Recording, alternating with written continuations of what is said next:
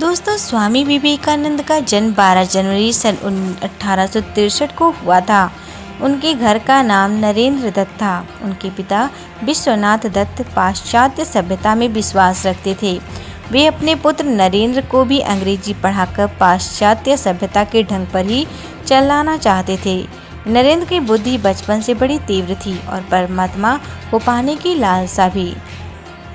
इस हेतु वे पहले ब्रह्म समाज में गए, किंतु वहां उनके चित्त को संतोष नहीं हुआ। सन 1884 में विश्वनाथ दत्त की मृत्यु हो गई। घर का भार नरेंद्र पर पड़ा। घर की दशा बहुत खराब थी। कुशल यही था कि नरेंद्र का विवाह नहीं हुआ था। अत्यंत गरीबी में भी नरेंद्र बड़े अतिथि सेवी थे। स्वयं भूखे रहकर अतिथि को भोजन कराते, स्वयं बाहर वर्षा में रात भर भीगते ठिठुरते पड़े रहते और अतिथि को अपने बिस्तर पर सुला देते। रामकृष्ण परमहंस की प्रशंसा सुनकर नरेंद्र उनके पास पहले तो तर्क करने के विचार से ही गए थे, किंतु परमहंस जिन्हें देखते ही पहचान लिया कि ये तो वही शिष्य है जिसका उन्हें कई दिनों से इंतजार है। परमहंस जी की कृपा से इनको आत्म साक्षात्कार हुआ। फलस्वरूप नरेंद्र परमहंस जी के शिष्यों में प्रमुख हो गए। संन्यास लेने के बाद इनका नाम विवेकानंद हुआ। स्वामी विवेकानंद अपना जीवन अपने गुरुदेव स्वामी रामकृष्ण परमहंस को समर्पित कर चुके थे।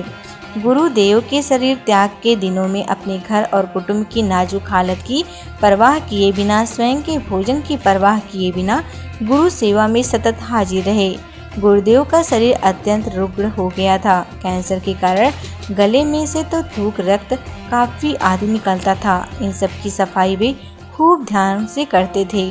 एक बार किसी ने गुरुदेव की सेवा में घृणा और लापरवाही दिखाई तथा घृणा से नाक भौं सिकोड़ी। यह देखकर विवेकानंद को गुस्सा आ गया। उससे गुरु भाई को पाठ पढ़ाते हुए और गुरुदेव की प्रत्येक वस्तु की प्रति प्रेम दर्शाते हुए उनके बिस्तर के पास रक्त, कफ आदि से भरी थुकदानी उठाकर पूरी पी गए। गुरु के प्रति ऐसी अनन्य भक्ति और निष्ठा के प्रताप से ही वे अपने गुरु के शरीर और उनकी दिव्यतम आदर्शों की उत्तम सेवा कर सके। गुरुदेव को वे समझ सके, स्वयं के अस्तित्व को गुरुदेव के स्वरूप में विलीन कर सके, समग्र विश्व में भारत की अमूल्य आध्यात्मिक खजाने की महक फैला सके। उनके इस महान व्यक्तित्व की नींव में भी थी ऐसी गुरु भक्ति, गुरु सेवा और गुरु के प्रति अनन्य निष्ठा। 25 वर्ष की अवस्था में नरेंद्र दत्त ने गेरुआ वस्त्र पहन लिए। तत्पश्चात उन्होंने पैदल ही पूरे भारतवर्ष की यात्रा की।